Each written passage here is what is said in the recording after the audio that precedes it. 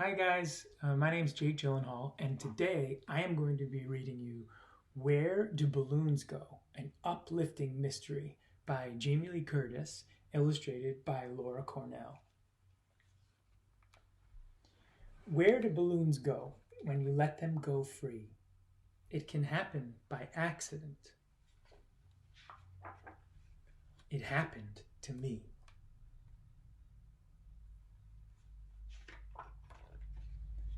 Where do they go when they float far away? Do they ever catch cold and need somewhere to stay?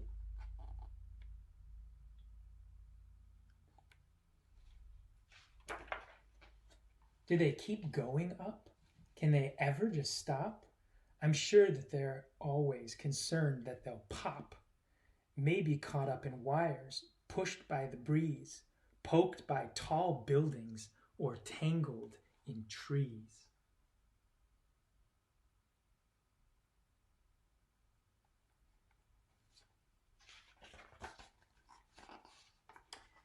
Are they always alone? Do they meet up in pairs? Do they ever get married and make balloon heirs?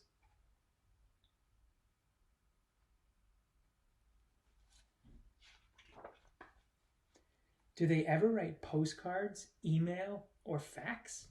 Do they ever just let down their strings and relax?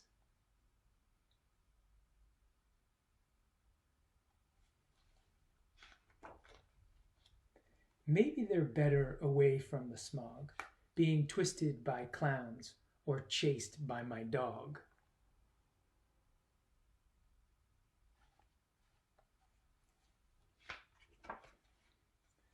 But floating so high without worries or cares, don't they miss birthdays, parties, and fairs? Where do balloons go? What's really up there? As far as I see, it's just sky and air.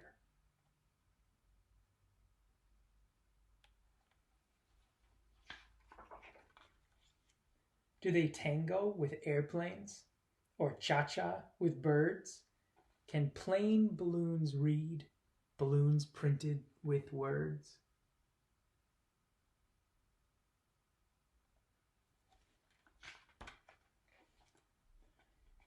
If one's loose in Norway, and one in Tibet, and one in Alaska, and Massachusetts, and one in Bolivia, England, and France,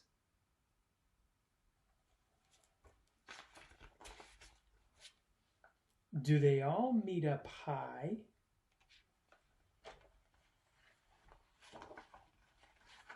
for a big balloon dance?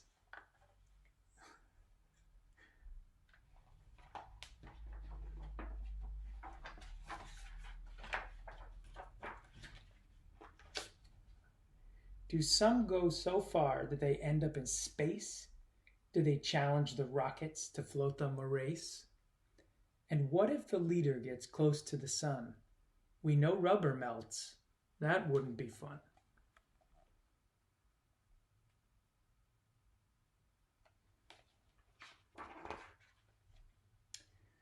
Then does it get quiet? Do the stars give a shove and send it on high to that place up above?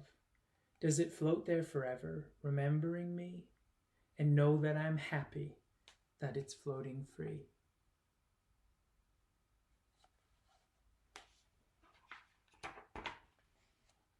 Where do balloons go? It's a mystery, I know, so just hold on tight till you have to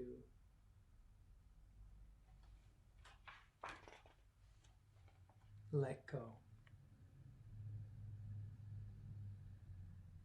Hello, I'm going to read Adrian Simcox Does Not Have a Horse by Marcy Campbell and Karina Lutgen. Sorry, Karina. I don't know how to pronounce that. And I'll be reading this for Save With Stories. Here we go. Adrian Simcox sits all by himself, probably daydreaming again.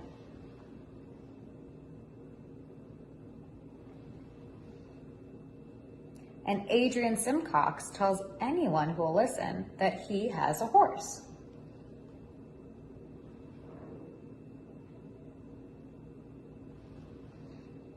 Some kids believe him, but I don't. He lives in town like me, and I know you can't have a horse in town. Where would he put it? I asked Jamie at recess. Jamie said Adrian lives with his grandpa, and their house is very small, and there's hardly any yard.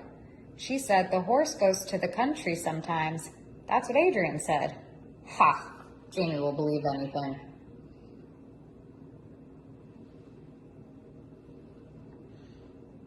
I told my mom about Adrian's horse and how he definitely does not have one. She said. And how would you know, Miss Smarty Pants? Because I know. Adrian Simcox does not have a horse. Adrian Simcox gets the free lunch at school. His shoes have holes. Kelsey told me her cousin has a horse and it's super expensive. He can't take care of a horse.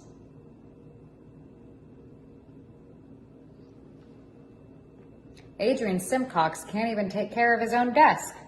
Our teacher always says, we must try to be understanding. We have to be patient. But I was tired of being patient with Adrian Simcox and tired of trying to understand why he kept telling everybody he had a horse when he did not. The next day by the swings, he was telling a bunch of little kids about his beautiful horse with its white coat and golden mane, saying she had the biggest, brownest eyes of any horse anywhere.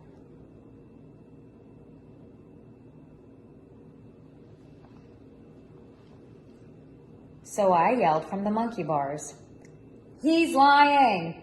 Adrian Simcox does not have a horse! Even though I was upside down. I could see that made Adrian Simcox really sad.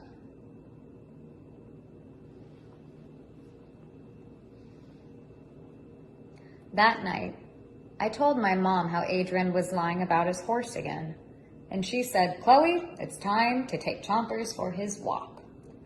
A little dog is a perfectly normal pet to have in town.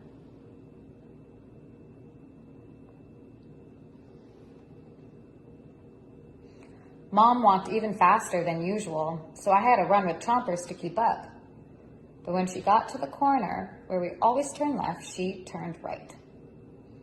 Why are we going over here? I asked. Chompers loved it, but I didn't. All the houses looked like they might fall down. And even though it wasn't trash day, it looked like it was. But Mom kept walking. When someone said evening, she said evening right back.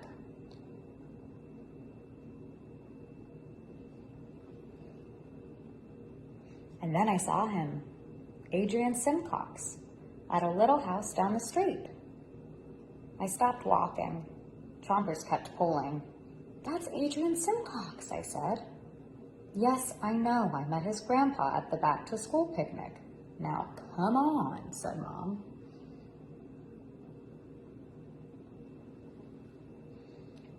It was the tiniest house I ever saw. It was like half of our house. Mom started talking to Adrian's grandpa, and Adrian said, I like your dog. Chompers pulled the leash from my hand and went over and licked Adrian Simcox right on the face. I could see the backyard. There was no place for a horse, that's for sure.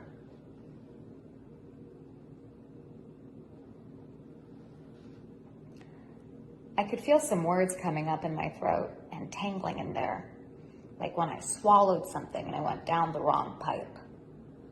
You do not have a horse.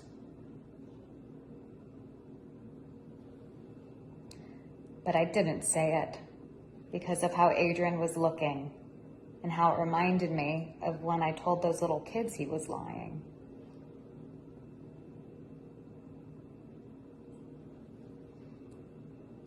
Adrian Simcox tossed a ball to me. I caught it. I tossed it back to him. It was kind of cool to see Adrian Simcox smile. So I asked him, "Is your horse at a farm?" And Adrian started talking about his horse with a white coat and golden mane and the biggest, brownest eyes of any horse anywhere.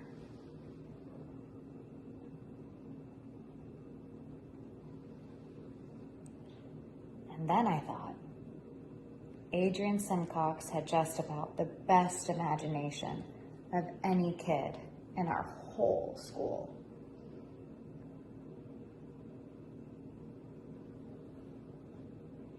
I also thought he had the most beautiful horse of anyone, anywhere.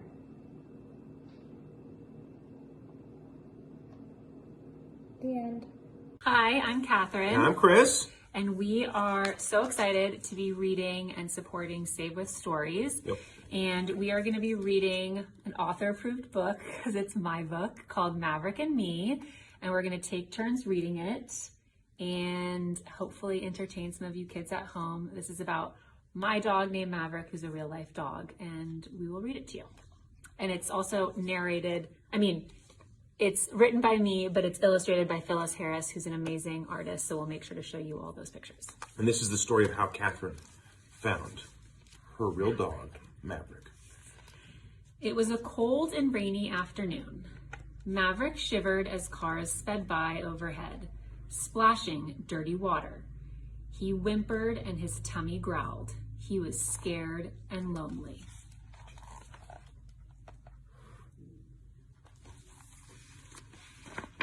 My turn? Mm-hmm. Okay. Hey there, little fella. Maverick's heart pounded. A hand reached down and pulled him from the muddy puddle. The frightened puppy squeezed his eyes shut, but as gentle arms wrapped around him, Maverick dared to peek. He saw a smiling face. Exhausted, he cuddled into the folds of the soft coat and fell asleep.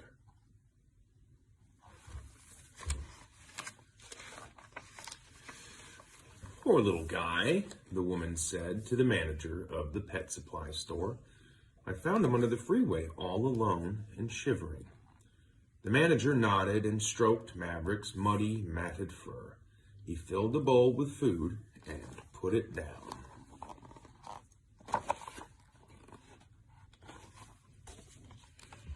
Maverick wriggled free and stuck his nose into the dish. Nothing had ever tasted so yummy. Slow down, little fellow, laughed the store manager.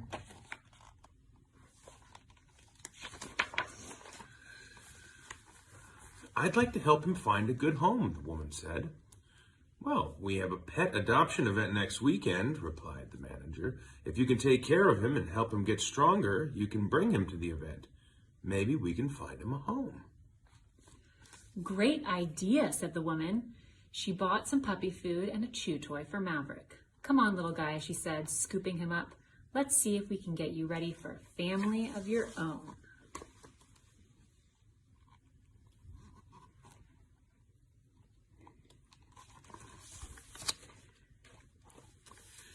When the weekend of the adoption event arrived, Maverick couldn't wait to find his new family. His coat was brushed and shiny, and his eyes sparkled with excitement. The manager of the store gave him a kennel close to the front, next to a big, fluffy yellow dog and a smaller black and white dog. Whenever someone came near, Maverick wiggled and wagged his tail, but no one seemed to notice him. Aww. See, they noticed those pets, but no one's noticing Maverick.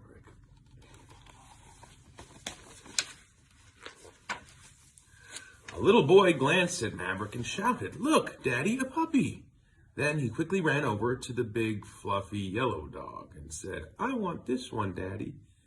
But his dad replied, "You already have 2 hamsters. Let's go." A little girl peeked into Maverick's kennel and smiled. "You're a funny-looking little pup," she said. Then she saw a dog with a bow and said, "I think I like you best." As closing time approached, Maverick was the only dog that hadn't been adopted. He wanted to believe that he would find a home, but it was getting harder and harder to be hopeful. His little ears drooped. The store manager walked by. "Sorry, little guy. Maybe you'll have better luck next weekend." See, there's a picture of poor Maverick. No one wanted to adopt him.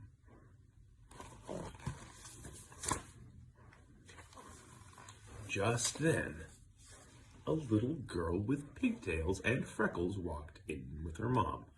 "Now, Scarlet, let's see how quickly we can find a present for Nina's cat," Scarlet's mother said. Maverick perked up. This looked like a friendly little girl. He tried to act well behaved. He sat up straight, he cocked his head to one side, but she didn't notice.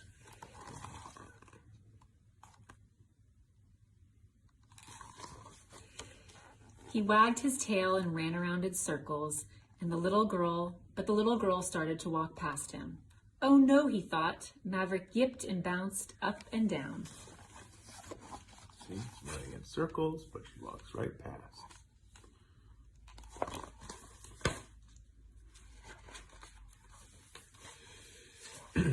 Scarlet turned. "Mama, look! I've never seen a dog like this. He looks like a marble. And look at his ears." Scarlet ran to Maverick's kennel. "Can I hold him?" she asked. The store manager opened the kennel and Scarlet sat down next to Maverick. He climbed into her lap. Scarlet laughed. "Mama, he's so cute, and he loves me."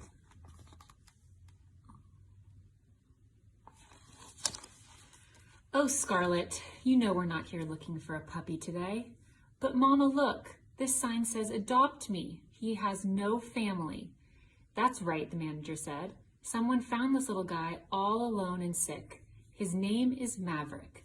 He's healthy now, but he needs a forever home. All the dogs that were here today needed homes and families." Oh, that's the picture. Mom talking to Scarlet. "See, Mama?" Scarlet said. "He needs us." She giggled as Maverick tugged one of her braids. Scarlet's mother frowned. "I don't know." Just then, Maverick reached out and put a little paw on her arm. She laughed. "He certainly is sweet. But Scarlet, having a dog is a big job." "I'll help take care of him, Mama. Please, I promise," pleaded Scarlet. Scarlet's mom looked at Scarlet, then Maverick. She could see they had already fallen in love. "Well," she said with a smile, "I guess we have a new family member."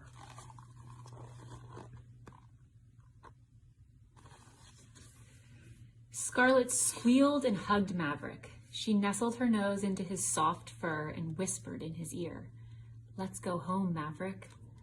Scarlet chose a leash and a collar. Her mother bought puppy food, and they led Maverick out the door. Isn't that nice? Once they got home, Scarlet dashed up the stairs to make a bed for Maverick. He dove into the closet, then peeked out. "Silly Maverick," laughed Scarlet. "I'm so glad you're mine. I can't wait for my friends to meet you. I want to tell them all about puppies just like you that need homes. We're going to help so many dogs." That's her running up the stairs, and that's her telling them how many dogs there are.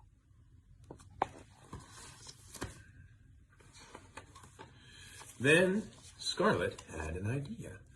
She would throw a party. She made invitations for everyone she knew. "Welcome to the family party for Maverick." Scarlet and her mom made lemonade and baked cupcakes. Maverick helped. Scarlet decorated her backyard with balloons and streamers. Maverick helped. There's the lemonade and the invitation and the decorations for the party.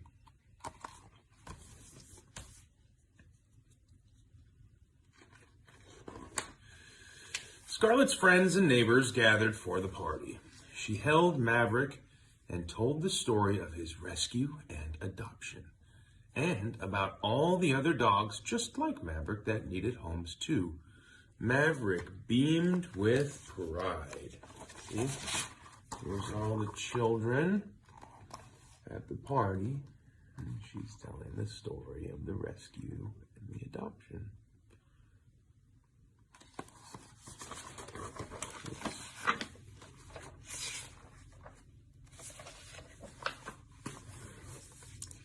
Everyone said hello to Maverick. He ran and cuddled and licked with his soft pink tongue. Running, cuddling, and licking with his soft pink tongue there. He's the cutest puppy ever, said Rosemary. When we get a dog, I want to adopt too. Me too, said Alex. I just love his crooked ears and his tiger-looking coat. Rosemary and Alex.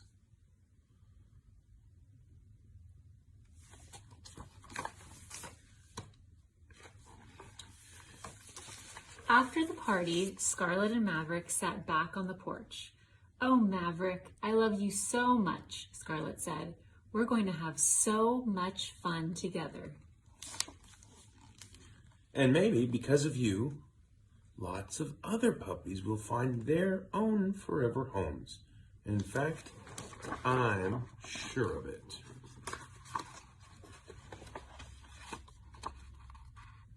Look at that. And she's so happy with her new dog.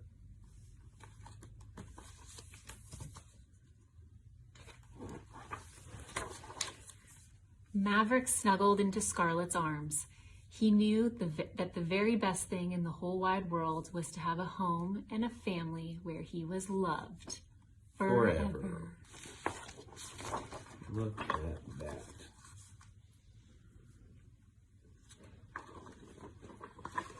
The end. Hello, my name is Brie Larson, and I will be reading Giraffes Can't Dance.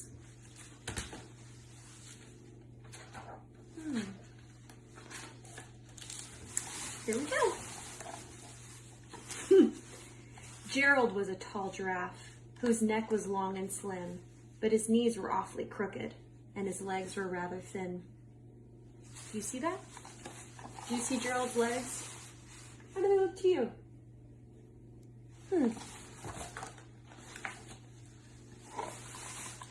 He was very good at standing still and munching shoots off trees, but when he tried to run around, he buckled at the knees. Oh, look at Gerald. So sad.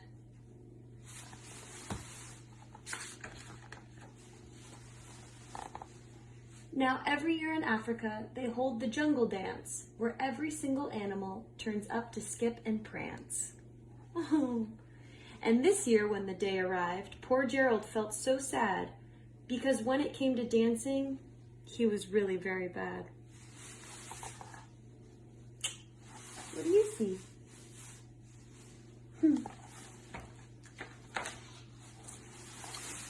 The warthog started waltzing, and the rhinos rock and rolled. The lions danced a tango that was elegant and bold. Look at all these guys dancing.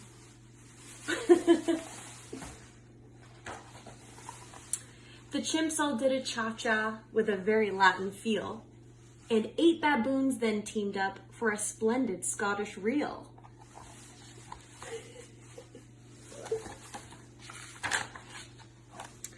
Gerald swallowed bravely as he walked toward the floor, but the lion saw him coming, and they soon began to roar.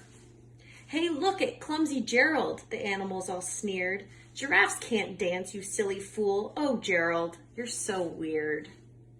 Oh no, look at all these animals laughing at Gerald for dancing. Gerald simply froze up. He was rooted to the spot. They're right, he thought. I'm useless. Oh, I feel like such a clot. So he crept off from the dance floor and he started walking home. He'd never felt so sad before. So sad and so alone. Oh, look at all the animals dancing without him. Then he found a little clearing and he looked up at the sky. The moon can be so beautiful, he whispered with a sigh. Excuse me, coughed a cricket, who'd seen Gerald earlier on, but sometimes when you're different, you just need a different song. Look at the cricket. You see?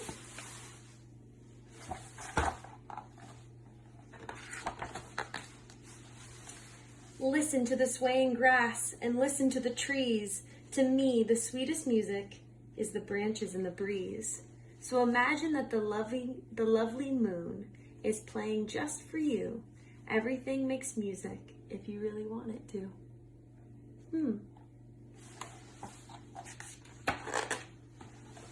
With that, the cricket smiled and picked up his violin. Then Gerald felt his body do the most amazing thing. His hooves had started shuffling, making circles on the ground. His neck was gently swaying, and his tail was swishing round. Look at Gerald go! He threw his legs out sideways, and he swung them everywhere. Then he did a backward somersault and leapt up in the air. Wow. Gerald felt so wonderful. His mouth was open wide. I am dancing. Yes, I'm dancing. I am dancing, Gerald cried. Oh, look, there's a little bat. He's flying so high up in the air. Look at this little tiny lion. That's how high up he is. Whoa. They shouted, it's a miracle. We must be in a dream. Gerald's the best dancer that we've ever seen. Go, Gerald. How did you learn to dance like that? Please, Gerald, tell us how. But Gerald simply twirled around and finished with a bow. He's getting all the flowers.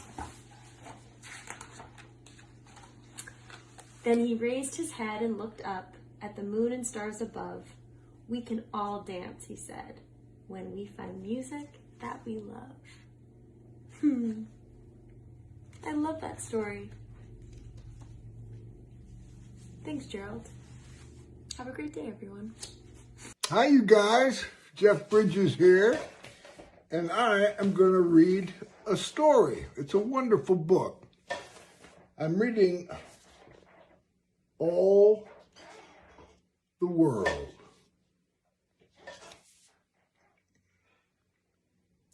It's a book by Liz Carton Scanlon and some wonderful illustrations by Marla Frazee, I believe that's how you pronounce her name.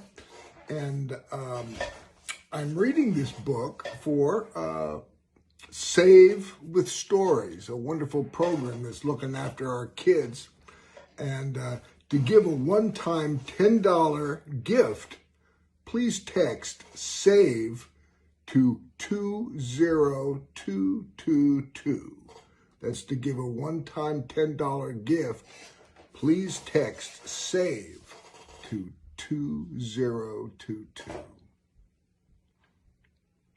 I'm going to say that again. SAVE 20222. Lots of twos in there. Okay, here goes. All the World. Rock, stone, pebble, sand, body, shoulder, arm, hand. A moat to dig, a shell to keep. All the world is wide and deep. Wow, look at that. Wonderful drawings. Paintings, really. High bee wings hum, husk, cob, corn. Tomato blossom, fruit so red, all the world's a garden bed. Tree, trunk, branch, crown, climbing up and sitting down. Morning sun becomes noon blue. All the world is old and new. This is the sound of the wind for that picture. Road, street, track, path, ship, boat, wooden raft. Nest, bird, feather, fly. All the world has got its sky.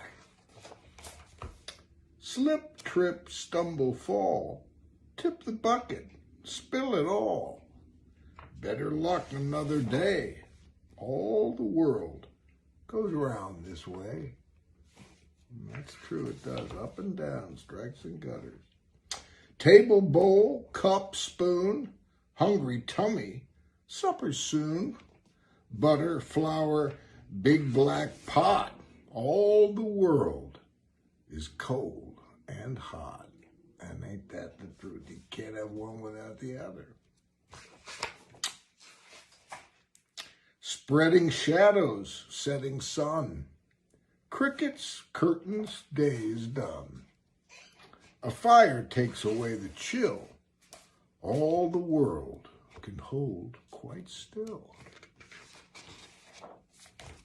Nanas, papas, cousins, kin, piano, harp, and violin. Babies passed from neck to knee. All the world is you and me. Everything you hear, smell, see, all the world is everything. Everything is you and me. Hope and peace and love and trust. All the world is all of us. And that's not just us people, but us animals and bugs and trees and forests. So, please, we got to take care of each other. And this has been a wonderful opportunity to support Save with Stories. And I want to encourage everyone out there to give a one-time $10 gift. And you can do that by texting SAVE to 20222. It's been wonderful taking part in this. Have a wonderful day or night, as the case may be. Lots of love. Hi, hola. My name is Zoe Saldana, and I'm here to read you a very beautiful book, and I'm here to read in Spanish too. For everybody that is curious about learning a new language, or for everybody that only speaks Spanish, this is for all of you. So this book is called ¿Cómo dan las buenas noches los dinosaurios? And it's by Jane Yolen y Mark Teague. Miren todos esos dinosaurios, qué hermosos que son.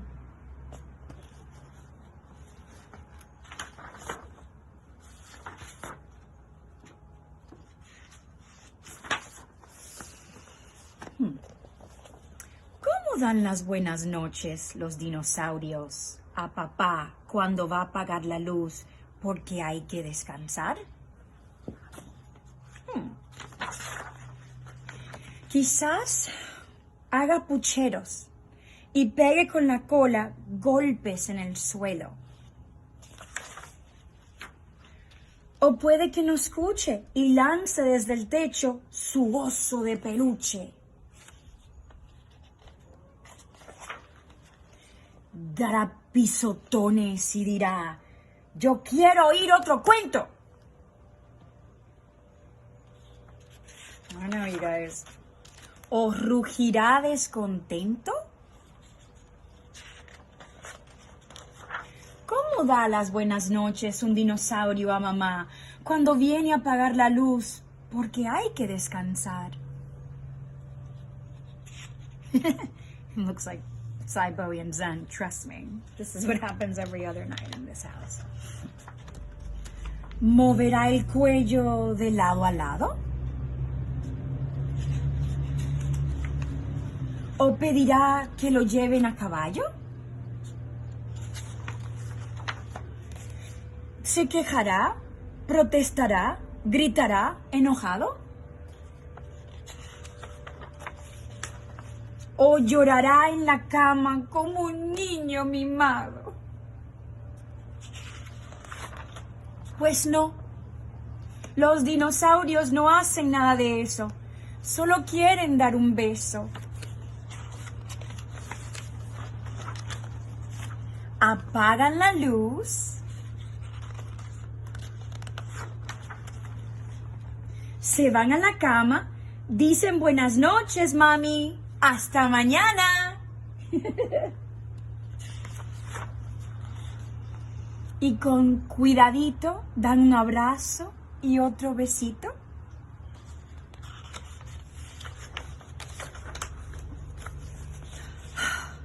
Buenas noches, dulces sueños, mi dinosaurio pequeño. El fin. ¿Cómo dan las buenas noches los dinosaurios? Espero que les haya gustado. Save with Stories. Thank you, Jen and Amy, for holding us accountable and making sure that we are not forgetting about our children. Hello. Hey, young world. My name is Lupita Nyong'o. Thank you for watching Save with Stories, a fund for Save the Children and No Kid Hungry, both dedicated to providing food and educational supplies to the 30 million kids who depend on school for both. Please donate if you can, what you can, at savethechildren.org/savewithstories, or text the number 20222 with the word SAVE to make a one-time $10 donation. Every bit counts. Thank you. And now, story time. I've chosen a book I love, Not Quite Norwal, by Jessie Sima.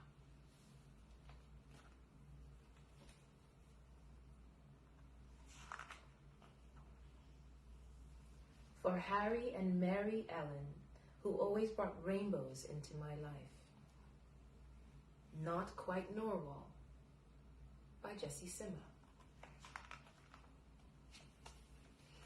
Kelp was born deep in the ocean.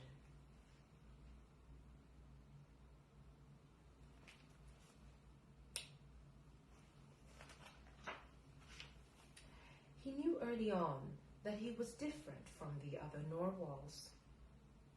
His tusk wasn't as long as everyone else's. He had different tastes in food. And he wasn't a very good swimmer.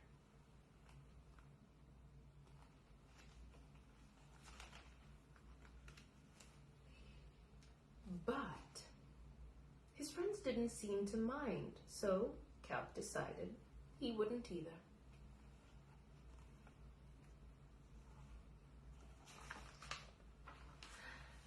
That is, until he was swept away by a strong current. Ooh. I wish I were a better swimmer.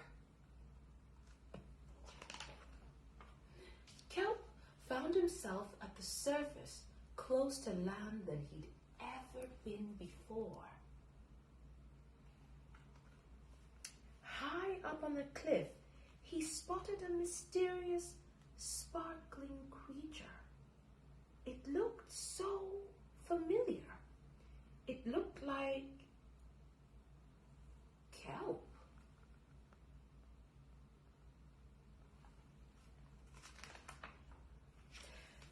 Kelp swam towards land as fast as he could, which wasn't very fast at all, hoping that he could catch up with the creature that looked just like him.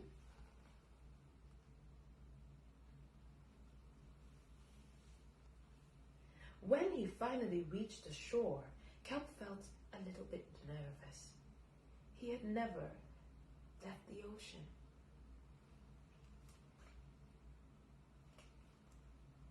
He was nervous about walking for the first time, but the land creatures made it look so easy.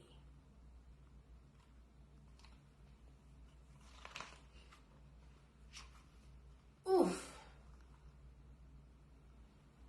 It wasn't.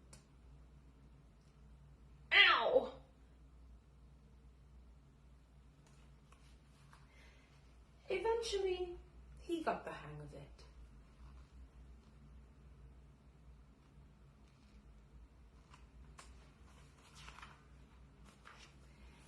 Everything on land was strange and beautiful, but also kind of scary.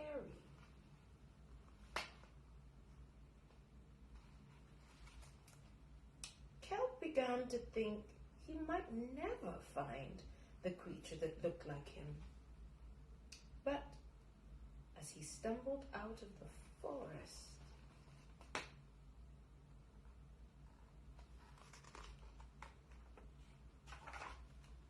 land nor walls. Actually, we're unicorns. And by the looks of it, so are you.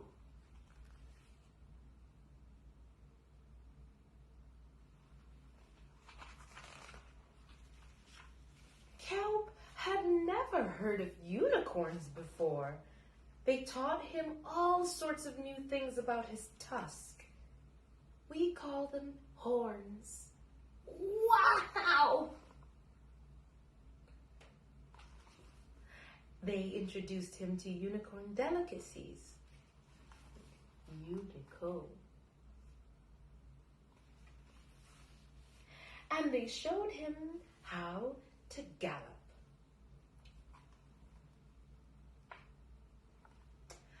There was no doubt that Kelp was, in fact, a unicorn.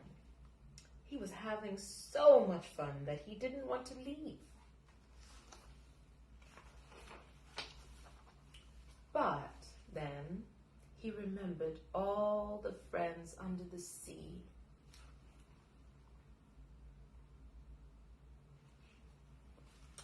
Kelp missed them terribly. So he said goodbye to the unicorns and returned to the ocean. Come back soon.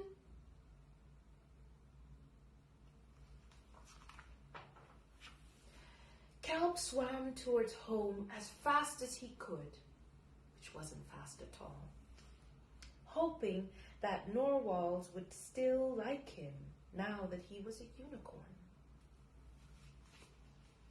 When he finally arrived, Kelp had butterflies in his stomach. Welcome home, Kelp!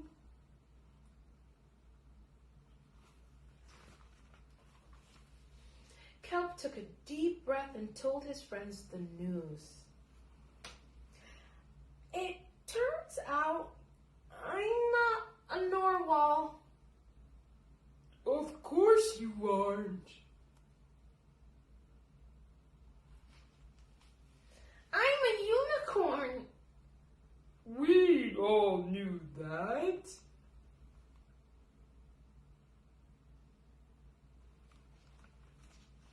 They took it quite well. Kelp was happy to be home, but now that he'd experienced life on land with the unicorns, he couldn't seem to forget them.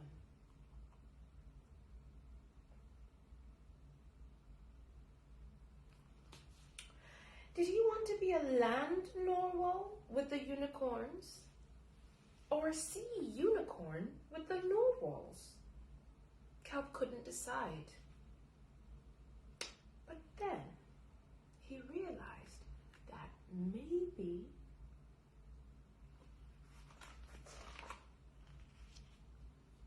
just maybe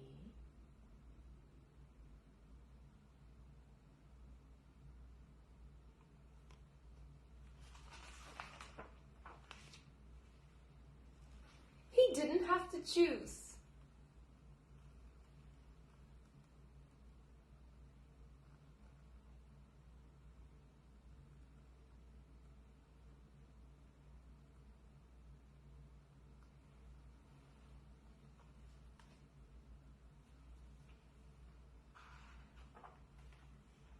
The end.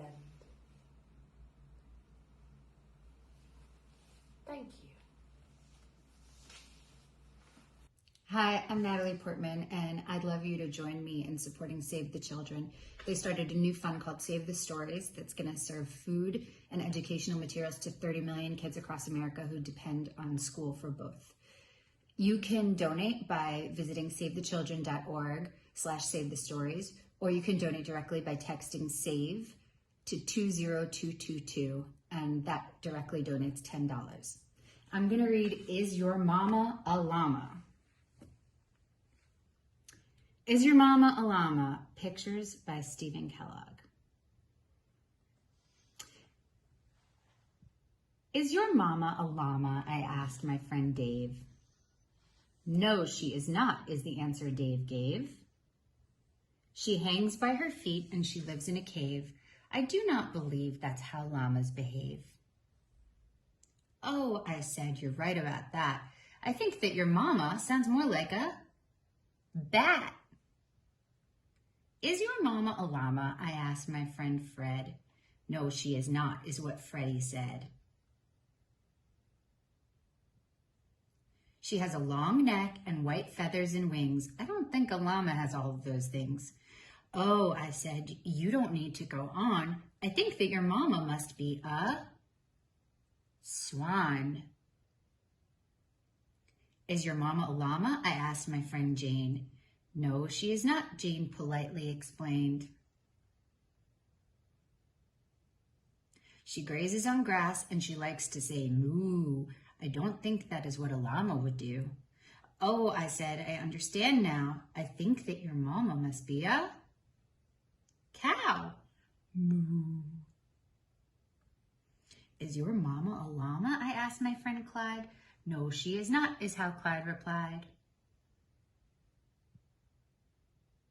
She's got flippers and whiskers and eats fish all day. I do not think llamas act quite in that way. Oh, I said, I'm beginning to feel that your mama must really be a seal. Is your mama a llama? I asked my friend Rhonda. No, she is not, is how Rhonda responded. She's got big hind legs and a pocket for me, so I don't think a llama is what she could be. Oh, I said, that is certainly true. I think that your mama's a kangaroo. Is your mama a llama? I asked my friend Lynn. Oh, Lloyd, don't be silly, Lynn said with a grin. My mama has big ears, long lashes, and fur, and you, of all people, should know about her. Our mamas belong to the same herd, and you know all about llamas because you are one too. Yes, you are right, I said to my friend. My mama's a llama. And this is the end. Hi, I'm Kobe, and today I'm going to be reading Lola, the Lollipop Fairy. Once upon a time, in a big circus top, lived a fairy family, the sisters Lollipop. Every day at 6 o'clock, come rain or shine or snow, fairies came from far and wide to see their famous show.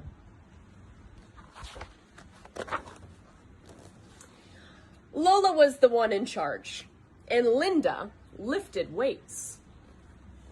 Lulu juggled lollipops and sometimes spinning plates. Their act had been the same for years, and their tent was worn and old, but every night they did their best, and all the seats were sold.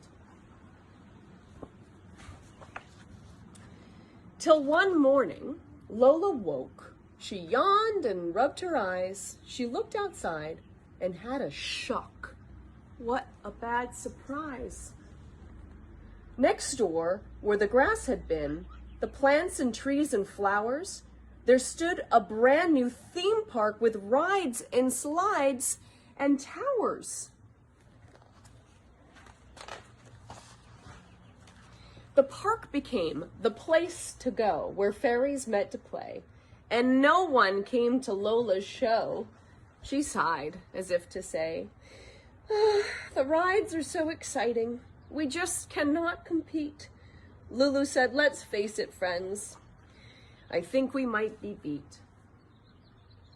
That does look like a lot of fun. So we'll just make our show better, Lola boldly cried. We'll do our best, so if we fail, at least we know we tried. Let's think of something super big, a spectacular creation. A show to make the fairies talk will be the new sensation.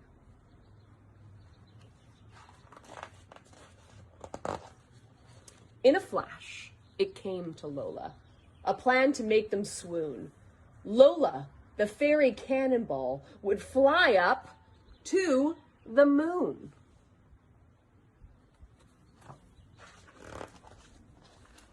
So the fairies built a cannon that was just the perfect size to fire fearless Lola from the circus to the skies. They banged and bashed and clanged and clashed until the job was done. The work was hard. The hours were long, but they'd never had such fun. The day for launching Lola came around really fast. Linda hollered, 3, 2, 1, and with a deafening blast, Lola shot up into space as the fairies waved and cheered, and Lola thought, what a lovely place, I'm glad I volunteered.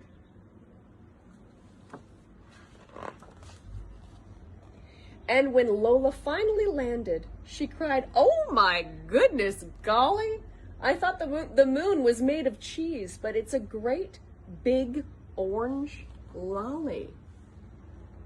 It certainly was the sweetest place Lola had ever seen, with lollipops of every kind and mountains of whipped cream. Delicious. The air was sweet as strawberries and the sky was pink and clear. Lola flew back down to Earth. She had a new idea.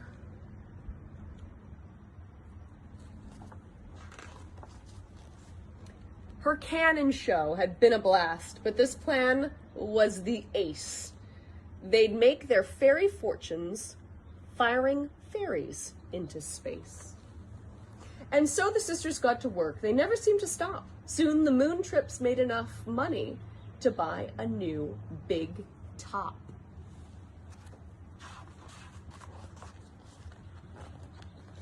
With a brand new sparkly cannon, glitter, and lights aglow, very soon the stage was set for their amazing circus show.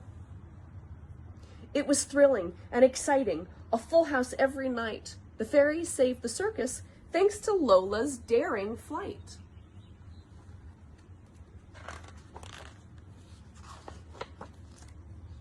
So Lola, Linda, and Lulu made the perfect team. By working hard and not giving up, they lived the fairy dream. Thank you for listening.